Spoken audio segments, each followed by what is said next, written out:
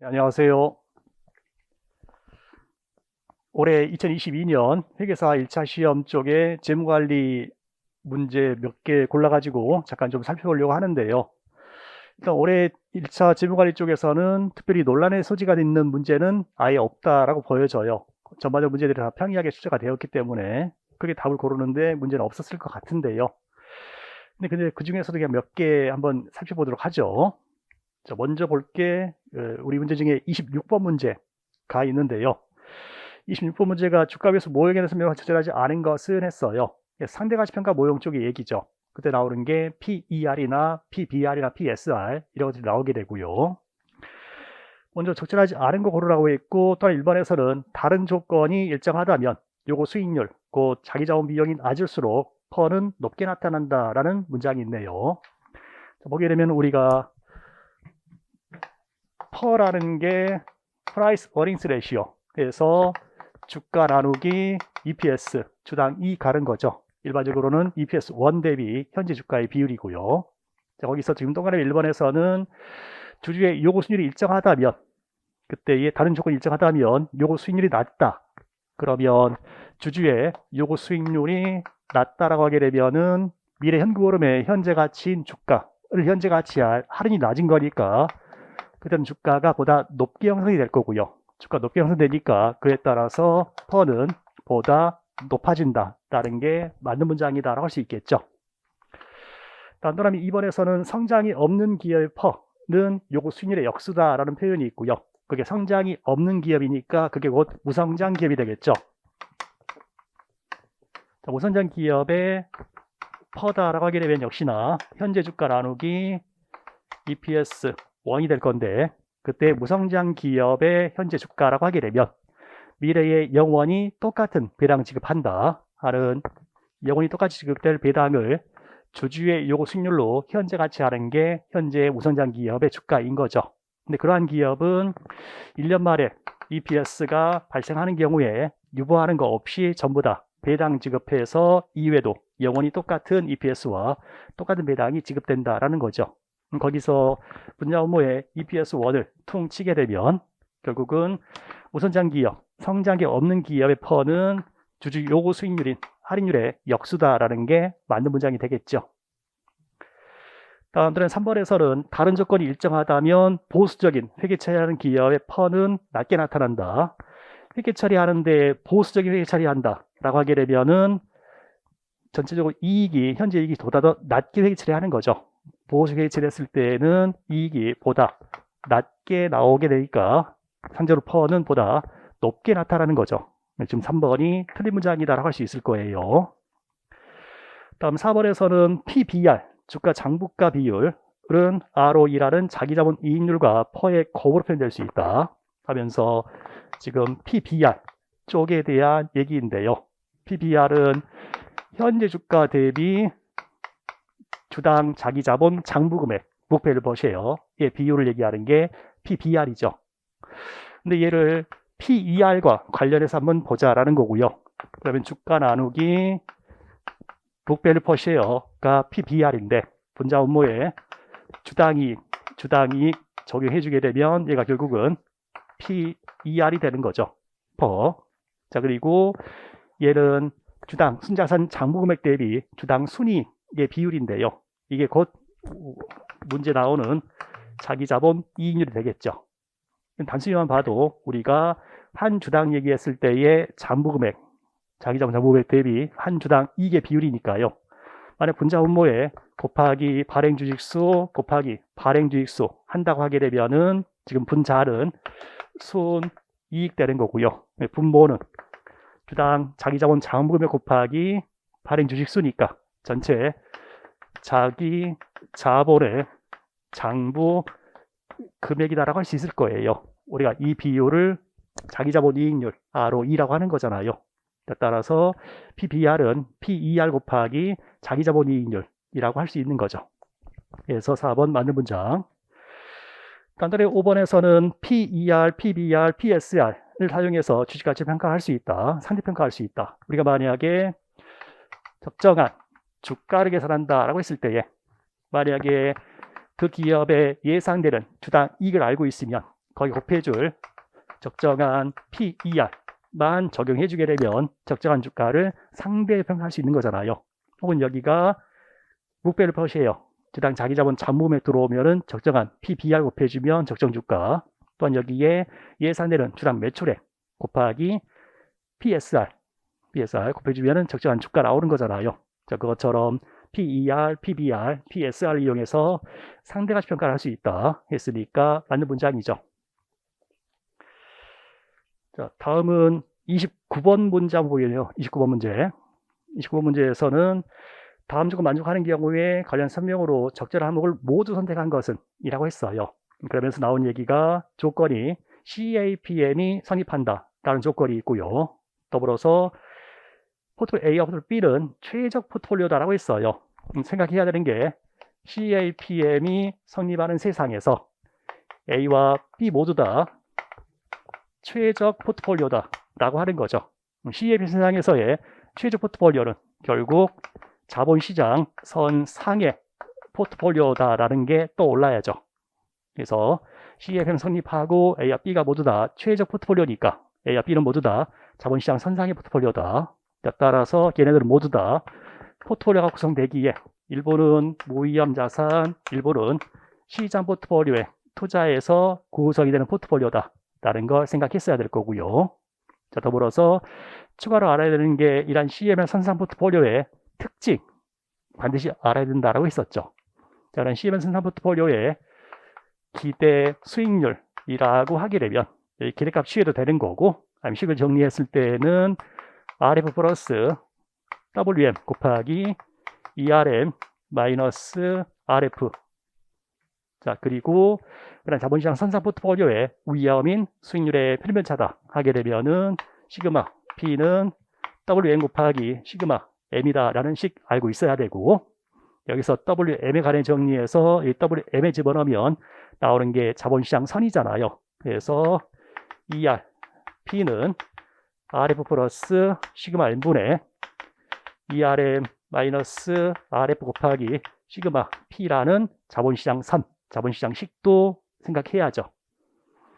자, 더불어서 이러한 자본시장 선상 포트폴리오와 시장 포트폴리오 수익률 간의 상관계수는 항상 1이다 라고도 했었죠. 자, 그게 구성한 포트폴리오 중에서 무위험 자산의 수익률은 상수값이고, 반면에 시장 수익률이 변동하게 되면은 이 포트폴리오 수익률이 항상 비례해서 변동하게 된다. 따라서 자본시장 선상 포트폴리오와 시장 포트폴리오 수익률 상관계수는 항상 플러스 1이다. 자, 또한 그러한 자본시장 선상 포트폴리오의 베타다라고 하게 되면 WF 곱하기 베타 F 플러스 WM 곱하기 베타 M인데 무위험 자산 베타는 0이고 시장 포트폴리오 베타는 1이니까 그 CM상 포트폴리오의 베타는 시장 포트폴리오에 대한 투자 비율과 동일하다. 자, 이 정도는 바로 머리에 떠올라 줘야죠. 자, 이거 생각하면서 추가 조건 나와 있는 게 무위험이자율은 4%고 시장 수익률과 수익률 편차는 15%와 10%다. 뭐 SML식을 이용할 수도 있겠네요. 자, 그리고 A의 베타는 0.6이고 B의 베타는 0.4다라는 표현이 있어요. 자, 그러면 각각 A와 B의 베타가 나와 있어요. 근데 C의 베타는 시장 포트폴리오가 동일하잖아요. 자, 따라서 A의 경우에는 시장 포트폴리오에 투자한 비율이 베타와 똑같이 0.6이다. 그리고 B에는 시장 포트폴리오 투자 비율이 베타와 똑같이 0.4다. 라는 것까지 생각할 수 있겠죠. 자, 그리고서는 A, B, C, D 중에서 옳은 것만을 골라라 라고 되어 있고요. 먼저 A에서는 포트폴리오 A와 포트폴리오 B의 사전적 수익률은 항상 같은 방향 움직인다. 사전적이라는 건 당연하죠. 사후적인 건 절대 알 수가 없는 거니까 사전적으로는 같은 방향 움직인다. 그러면서 A와 B 간의 상관계수가 플러스 1이냐 라고 묻고 있어요. 자, 우리가 A, B 모두 다 CML상 포트폴리오니까 A와 시장 포트폴리오 상관계수든 B와 시장 상관계수든 모두 다 플러스 1이잖아요. 그리고 A, B 모두 다 무위험 자산과 시장 포트폴리오에만 투자한 포트폴리오들이니까 A와 B 간에도 상관계수는 그냥 플러스 1인 거죠. 플러스 1. 그래서 A와 B 모두 다 일부는 무위험 자산, 일부는 시장 포트폴리오. 시장 포트폴리오가 움직이면 A, B 모두 다 항상 B에 대해서 변동할 거니까 A와 B 역시나 둘 간의 상관계수가 플러스 1이다 하는 게 맞는 문장이죠. 거의 항상 같은 방향 변동한다라고 했으니까 상관계수가 플러스 1이다라는 표현이죠. 다음 B에서 나오는 얘기는 포트폴리오 B의 샤프 비율은 1.5다라고 했어요. 우리 샤프 비율이라는 게 있었고, 이 샤프 비율은 편입연차 한 단위당 위험 프리미엄 얘기하는 거죠. 그래서 포트폴리오의 샤프 비율이다 하게 되면은 시그마 P분의 ER P-RF죠.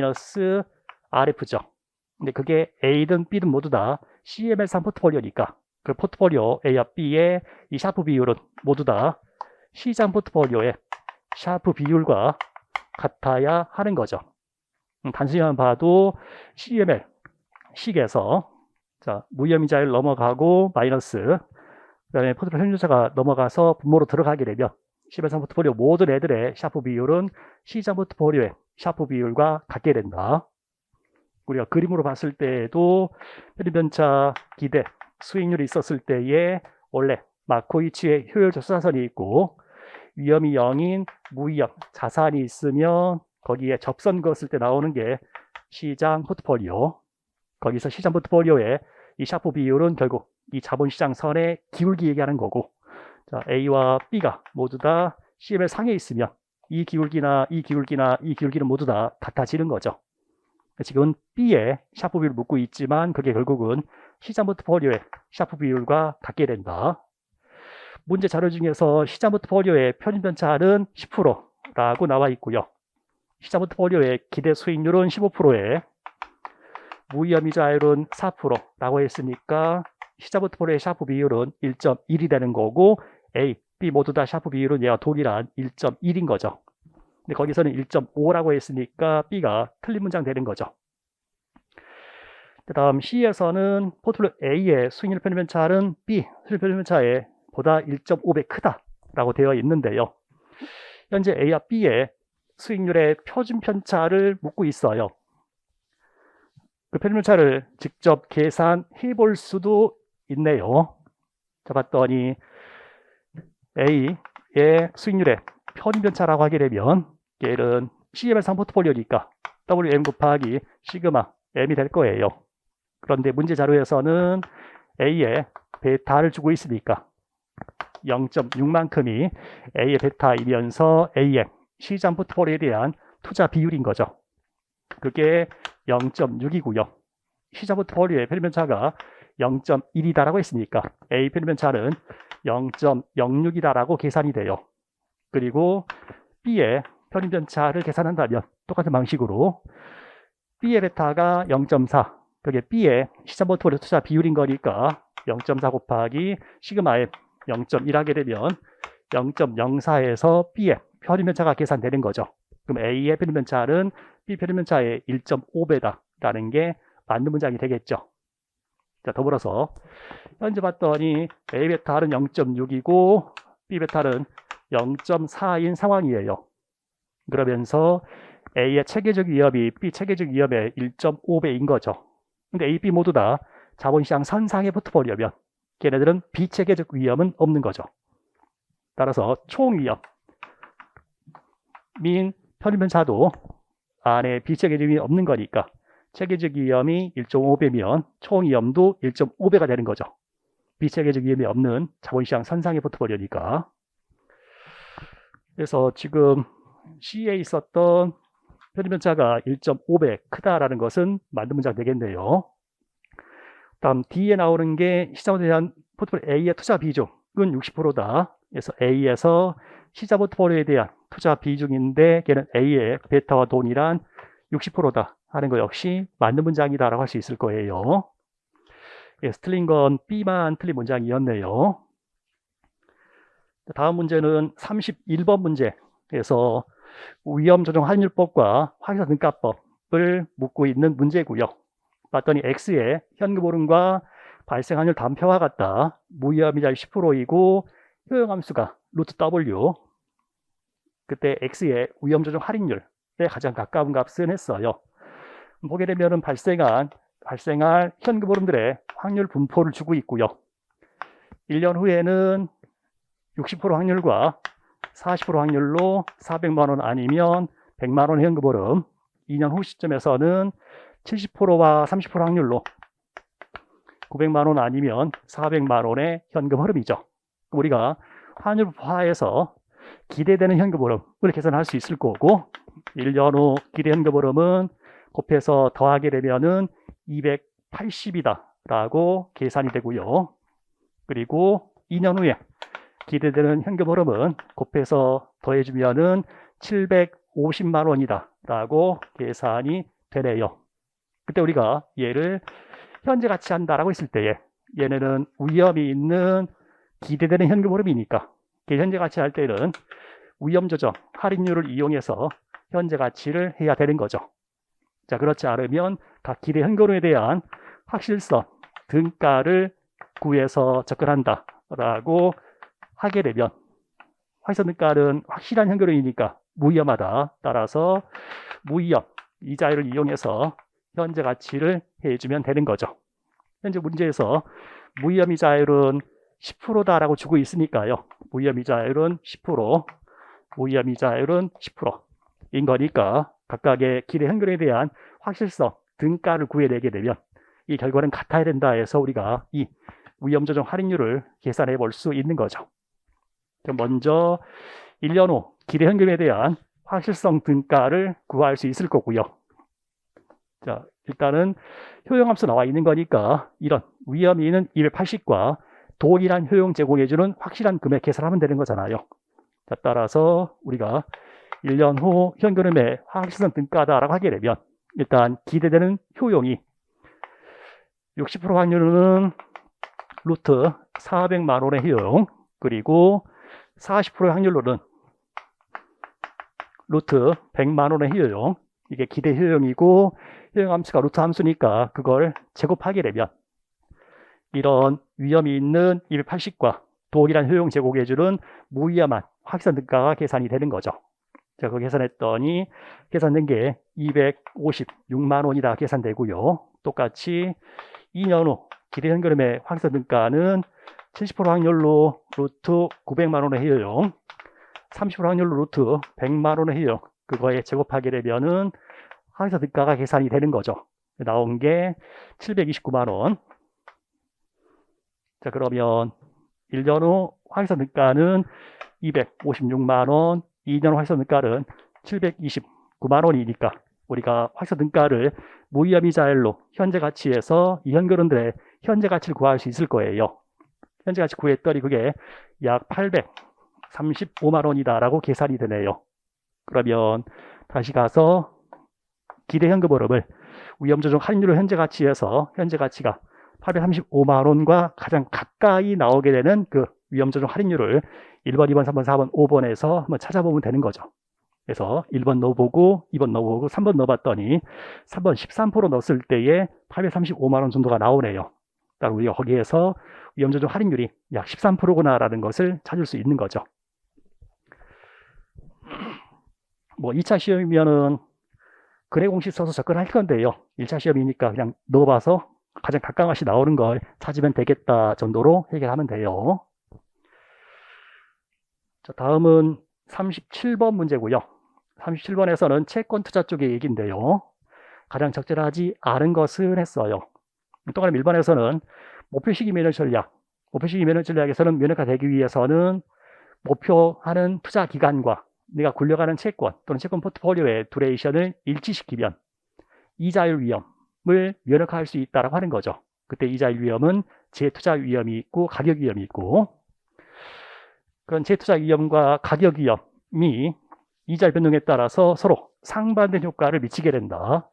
그걸 완전히 제거할 수 있는 게 나의 투자 기간이 두레이션 기간까지만 투자하게 되면은 재투자 위험과 가격 위험이 완전히 상쇄가 되면서 이자율 위험에서 면역화될 수 있다라는 거죠. 근데 똑같이 1번에서 지금 채권의 두레이션이 목표 투자 기간보다 짧은 경우에는 가격 위험이 재투자 위험보다 크다라는 문장이 있는데요. 예를 들어서 어떠한 채권이 있다라고 해보고요.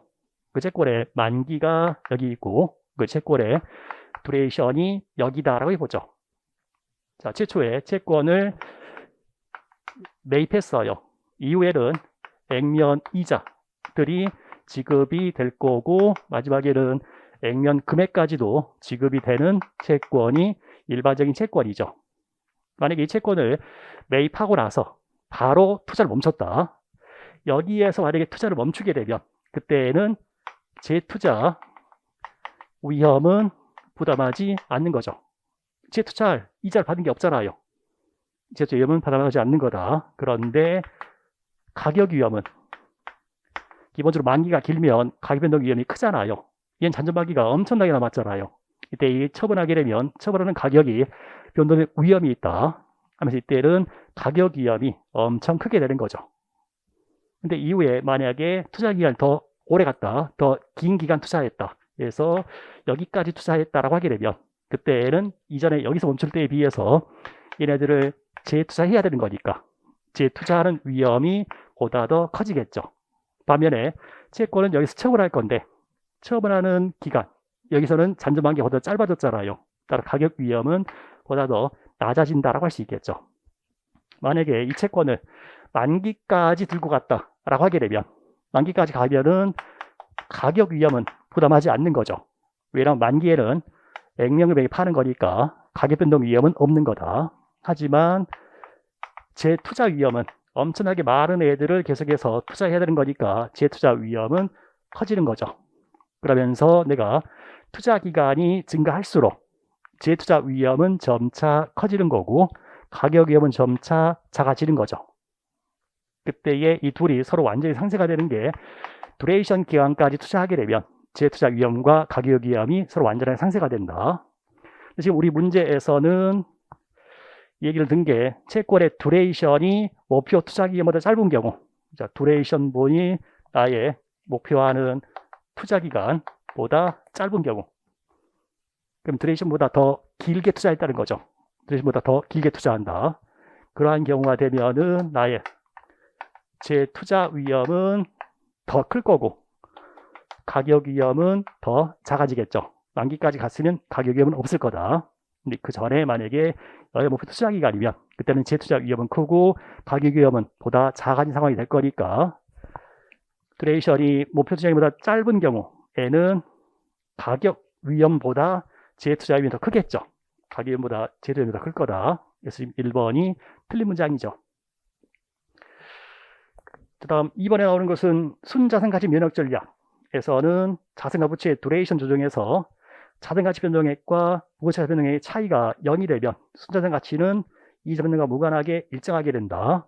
자, 순자산 면역 전략에서는 이자를 변해서 자산 가치 변동과 부채 가치 변동이 발생하더라도 걔네들의 차이인 순자산 가치가 변하지 않게 만들자라는 게 목표인 거죠. 그때 순자산 변동은 자산 가치 변동액에서 부채 가치 변동액을 빼는 거고 이자 변동에서 순자산 가치가 면역화되기 위해서는 결국 자산 가치의 변동액과 부채 가치의 변동액이 일치하게 되면 그때 순자산 가치가 면역화될 수 있다라는 거죠. 우리가 식으로 갔을 때는 자산 두레이션 곱하기 자산 가치와 부채 두레이션 곱하기 부채 가치가 같아지면 되겠다라는 면역화 조건이 있었어요. 자, 그래서 동그라미 2번은 맞는 문장이다라고 할 수 있을 거고요. 다음 3번에서는 채권의 채무 불이행 위험과 그 다음에 수의 상환 위험은 면허질을 통해서 되지 않는다. 면허질은 기본적으로 채권 투자 위험 중에서 이자율 위험, 그 채권을 매입한 이후에 시장 이자율 변동해서 재투자 수익이 변하거나 가계 변동의 위험을 없애자라는 게 면허 전략. 그 면허 전략을 취한다 하더라도 갑자기 발행자가 파산했다와 같은 채무 불이행은 어떻게 할 수가 없다. 또한 발행자가 갑자기 상환하겠다라는 수의 상환 위험도 어쩔 수 없다. 그래서 또는 3번 맞는 문장이다라고 할 수 있겠네요. 다음 4번에서는 두레이션만 이용하는 면허 전략은 채권 가격과 이자 간의 비선형 관계를 발휘하지 못한다. 근데 그 채권 가격과 이자 간의 비선형 관계가 곧 채권의 볼록성이죠. 볼록성 관리 못한다는 것이 두레이션 문제점이잖아요. 그래서 4번 맞는 문장. 다음 5번에서는 현재 순국선이 우상향의 모양을 가지며 투자기간 동안에 변하지 않을 것으로 예측되는 경우에 순국선 타기 전략을 이용해서 자본 이익을 얻을 수 있다. 그러니까 맞는 문장이죠. 순국선 타기 전략 가장 기본이 그건 전제가 되는 게 순국선이 우상향할 때, 그래서 우상향 순국선이 가장 기본 전제가 되는 거고 그리고 순위고성이 우상향할 때에 만기가 긴 채권을 매입한 이후에 시간이 경과함에 따른 자본 이득을 추구하는 게 순위고성 타기 전략이잖아요. 그러니까 5번 다 맞는 문장이다 할 수 있겠죠. 특히나 순위고성이 우상향이다라는 게 중요한 부분이었고요. 다음은 38번 볼까요? 38번이 옵션 쪽의 얘기고요. 봤더니 배당 지급하지 않는 곧 무배당 주식이니까 배당 고려할 필요가 없는 거고, 현재 주식 가격은 10,000원이다. 기초자산 현재 가격이 10,000원. 그 주식 한 주 기초자산 만기 1년 행사액 10,000원인 유료평 옵션이 거래되고 있다. 그래서 기초자산 현재 가격과 옵션 행사 가격이 10,000원 동일한 등가격 옵션들인 거죠.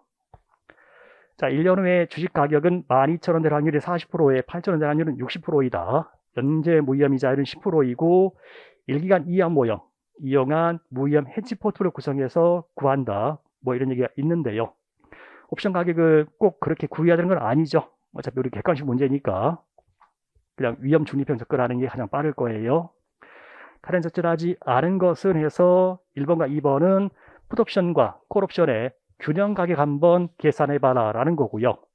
다음 다음에 3번에서는 주식하고 콜옵션 이용해서 해지하는 무위험 해지 포트폴리오 구성에 대한 얘기고, 다음 4번과 5번 얘기는 콜옵션과 풋옵션의 델타를 한번 계산해보자 라는 쪽의 얘기예요.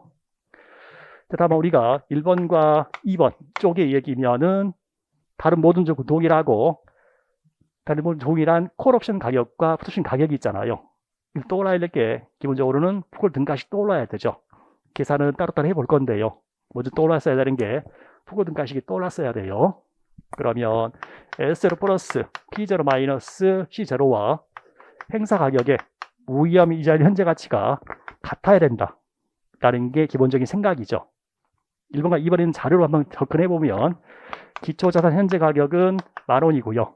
또는 1번에서는 풋옵션 가격이 654.6원, 또 그러면 2번에서는 콜옵션 가격이 1363.6원 이라고 지금 문제에 있는 거죠. 1번과 2번에서. 네, 행사 가격은 10,000원이고 무위험이자율 10% 현재 가치 하면 이쪽 계산되는 것은 9091 정도가 계산되고요.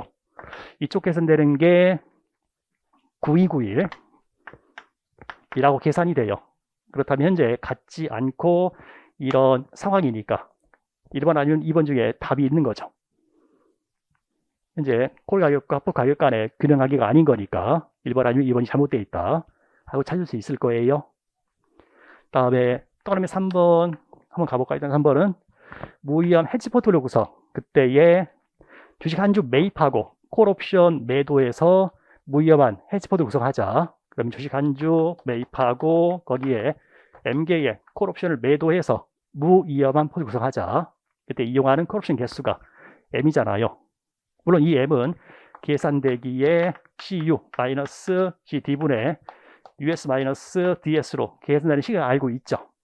알고 있다. 다만 이 M의 역수가 콜옵션의 델타다라는 것도 알고 있죠. 우리가 5번에서는 콜옵션의 델타를 묻고 있는데 그게 이항 모형에서는 n분의 1이다라는 거 알고 있죠. 그러면 또 3번에서는 매도할 콜옵션 개수가 2개다라고 했어요. 그러면 5번에서는 콜옵션의 델타가 2분의 1인 0.5다라고 했으니까 3번과 5번은 같은 얘기잖아요. 얘네는 답이 아니겠다라는 생각할 수 있겠죠. 또한 4번에서는 이번에는 풋옵션의 델타를 묻고 있고요. 풋델타는 모든 조건 동일한 콜 델타 마이너스 1이죠. 콜 델타가 또는 5번처럼 0.5라면 마이너스 1에서 마이너스 0.5가 풋델타다. 그래서 3번, 4번, 5번은 지금 다들 하나로 판단을 해서 모두 맞는 문장이다 라고 할 수 있는 거죠. 답은 1번 아니면 2번 안에 있었을 거다라는 생각 하셔야 되고요. 자, 구체적 계산 가게 되면은 기초자산 현재 가격은 10,000원이고요. 그게 1년 후에는 12,000원 아니면 8,000원 될 거다. 그 예상되는 확률은 중요치 않죠. 그리고 연간 무위험이자율은 10%로 나와 있고 콜옵션과 풋옵션이 있는데 행사 가격은 10,000원짜리인 등가격 옵션들. 콜옵션은 1년 후에 2,000원 아니면 0 될 거고 똑같이 풋옵션 1년 후에 0 아니면 2,000원 될 거예요. 자, 우리가 1번과 2번에서는 옵션들의 균형 가격 구해봐라 라고 했는데요. 굳이 무이한 헤지 포트폴리오 구성할 필요는 없는 거고, 먼저 위험 중립 확률 구해서 위험 중립형으로 접근하면 되는 거죠.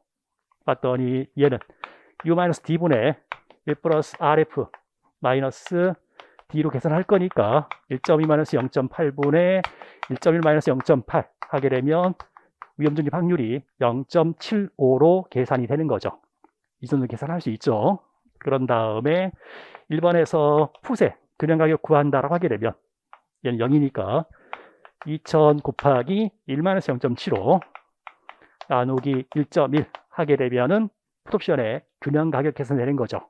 그게 454.55원이다 라고 계산돼서 지금 1번이 틀린 문장이 되는 거죠.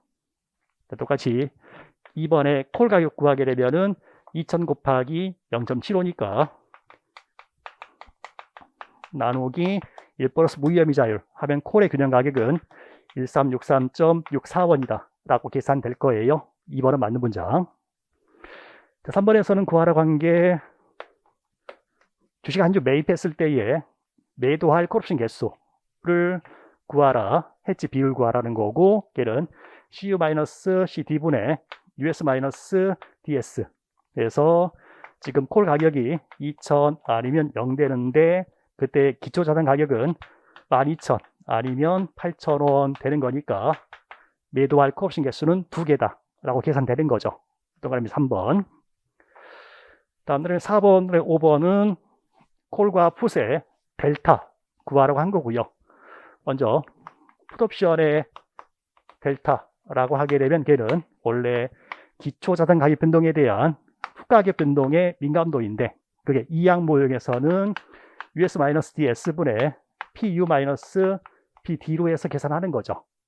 그래서 주가는 12,000 아니면 8,000원 되는 건데 풋가격은 0 아니면 2,000원 되는 거니까 풋델타는 마이너스 0.5다 라고 계산이 되는 거고요. 똑같이 5번의 콜옵션의 델타라고 하게 되면은 기초자산 가격 변동에 대한 콜 가격 변동의 민감도인데 이항 모형에서는 US-DS분의 CU-CD로 해서 계산하는 거죠. 똑같이 주가는 12,000원 아니면 8,000원 되는 거고 콜 가격은 2,000원 아니면 0 되는 거니까 콜옵션 델타가 플러스 0.5로 계산이 되는 거고요. 그래서 뭐 이 정도의 계산 양이 있는 거지만 계산 문제 자체가 어려운 건 아니잖아요. 뭐 이 정도가 제가 한번 풀어보는 5개의 문제네요. 방금 해설도 같이 보셨지만 특별히 어려운 내용이 있는 건 아니었죠. 뭐 다른 과목도 마찬가지로 하는데 재무관리도 올해는 그렇게 특별히 어려운 문제가 없었네요. 기존에는 뭐 1차에 자주 나오지 않았던 그런 주제 가지고 내는 문제들이 뭐 1개, 2개는 있었는데 올해는 그것도 아예 없어요. 그래서 나머지 문제들도 그냥 여러분이 살펴보시면 충분히 풀 수 있는 문제들이었던 것 같아요. 자, 이번 강의에서 마칠게요. 수고하셨습니다.